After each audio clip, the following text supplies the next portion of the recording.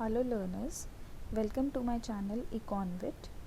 In this video, I will explain you about the concepts related to national income accounting.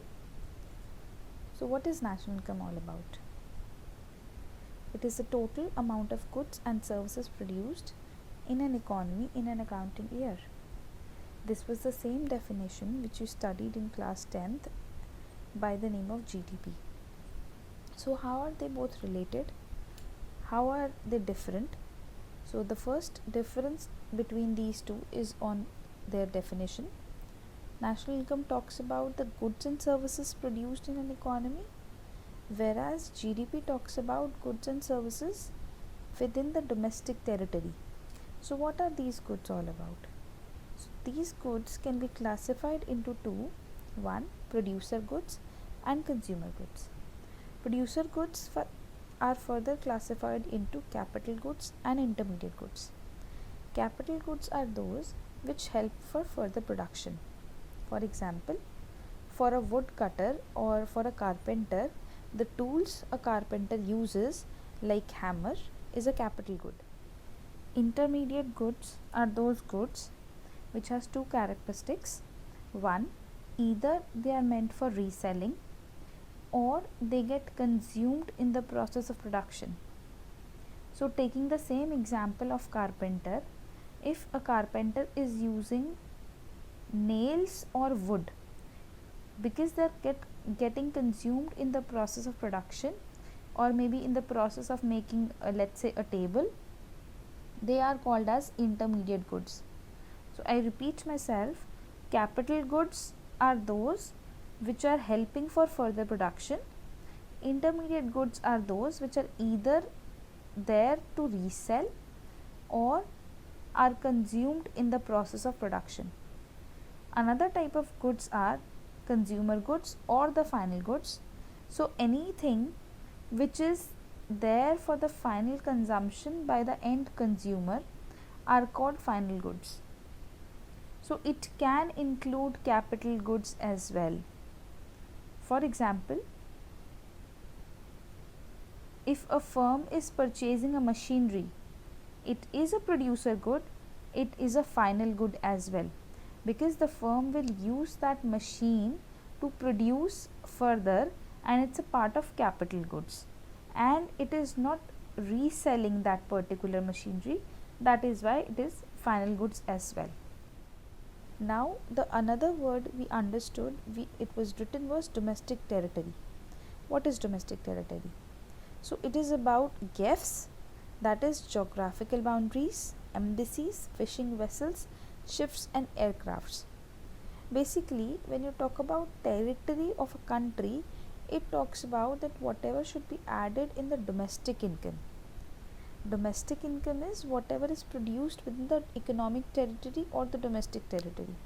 So whatever is produced within the geographical boundaries, that will be a part of your domestic territory.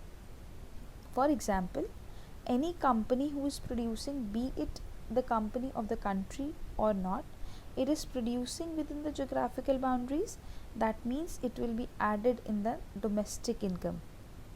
Then embassies of any country belongs to that country, whether it is in any part of the world. F is for fishing vessels, any place you do fishing, for example sea, oceans, rivers, all of that are considered to be a part of domestic territory. Ships, aircrafts, etc. So all the ships or aircrafts goes to other countries, but their income belongs to the domestic territory, that means the domestic income of country. The next point is that both of them are considered to be stock concept. So what is a stock concept? What is a flow concept? A stock concept is basically whatever is measured at a particular point of time. Stock means a stable thing, which means maybe a photograph is stable, so it is measured at a particular point of time. Flow is a particular period of time. You can compare it with using maybe a moving video or flowing water. So basically all the variables are classified into stock and flow. Why? Because in order to understand that whether when will you measure them, how will you measure them. The difference is there on the screen, you can read. Next difference between national income and GDP is that the aggregate is NNP at FC and aggregate is GDP at NP. What is this aggregate? When you talk about national income, you calculate it. So for the calculation, you need some mathematical terms to be used. These are called aggregates. In total, there are 8 aggregates. The next difference is that it can be calculated by, that is, national income can be calculated by converting in the desired aggregate. So whatever aggregate you are in, you just need to reach one aggregate and you can then transform it into another aggregates. How? First, the steps for conversion are, you just write on the left hand side to find and on the right hand side given. So for example, if I take the same example which I am taking as a difference, NNP at FC is equals to GDP at NP. So how will you reach there? You just match the words one by one. At first, what is written? It is written, first word is either net or gross. So first word is N or G. So you are at GDP at NP, that means you are at G, you need to reach to N. From gross to net, you use depreciation for the same. What is depreciation? So depreciation is fall in the value of assets due to normal wear and tear or obsolescence. It is the same thing you studied in your accountancy class 11th. The same depreciation. You should not get confused it by capital loss, because capital loss is जो आपकी capital है, the money invested in the business or the assets, वो loss हो गया उनका, मतलब वो चले गए हैं, मतलब you have used them or they are gone by maybe natural process or there is some man-made calamity, maybe fire, maybe anything. By that you have lost the capital. Depreciation is you are using it, using your resources, and then they are reducing its value. It is similar that when you get a new phone, if somebody steals it, that's a capital loss. But if you are using it and tries to resell it, you will not get the same amount back. So depreciation can be used in national income by, in order to reach the gross and the net values. In order to reach to the net value, you subtract depreciation. In order to reach back to the gross value, you add depreciation. The next term is the second term, that is net national product at factor cost or gross domestic product at market price, which means we need to understand the difference between national and domestic, that is NFIA. Let us understand what is NFIA. It is actually net factor income from abroad.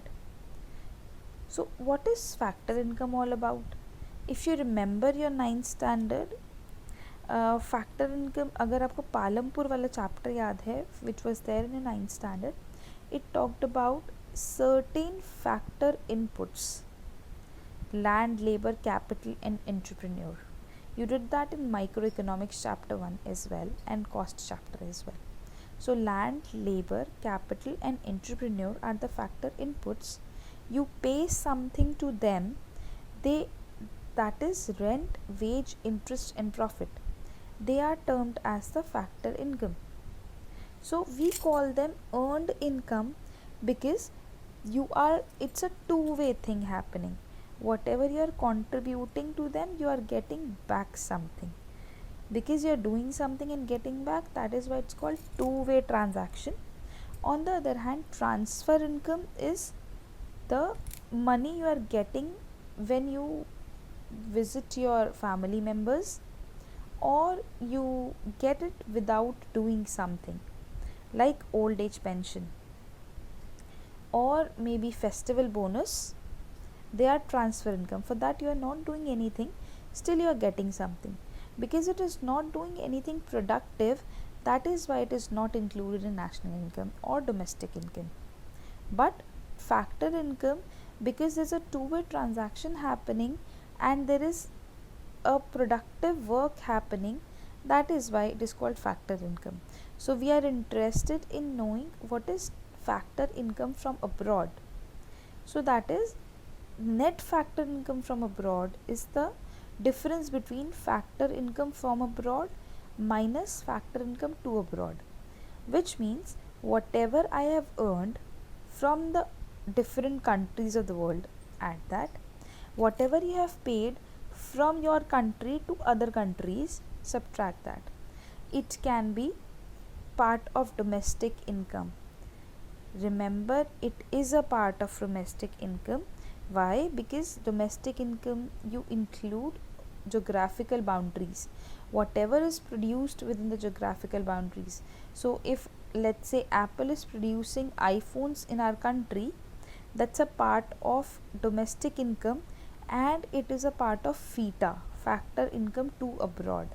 That means whenever you are reaching to national income, you will subtract the income of Apple so that you will reach to your own country's national income. It is included in domestic income because they are using the country's resources, right? So FIFA minus FITA. So components of factor income from net factor income from abroad, as simple as that. Whatever the components of factor income in the country, the same factor income if you earn from abroad. For example, rent, wage, interest and profit are the four factor incomes. Similarly, when you earn wages outside the country or wages from abroad, you reach to wages earned from abroad. Income from property and entrepreneurship. Property is rent, entrepreneurship is profit. So it is similar to the domestic it is similar to the factor income earned within the country. Rent and profit which is earned abroad is called factor income from abroad. Net income from property and entrepreneurship. Net retained earnings are the profit or the dividends you get. So NFIA is basically used to reach to domestic or to the national aggregate. The difference between the domestic and national aggregate is NFIA. So think about it this way, that it can be 0, it can be greater or lesser, isn't it? So it can be positive or negative or 0 depending on FIFA and the FITA. So you need to take care of 2 points very strictly while calculating. 1. Sometimes transfer incomes are given. You should ignore that.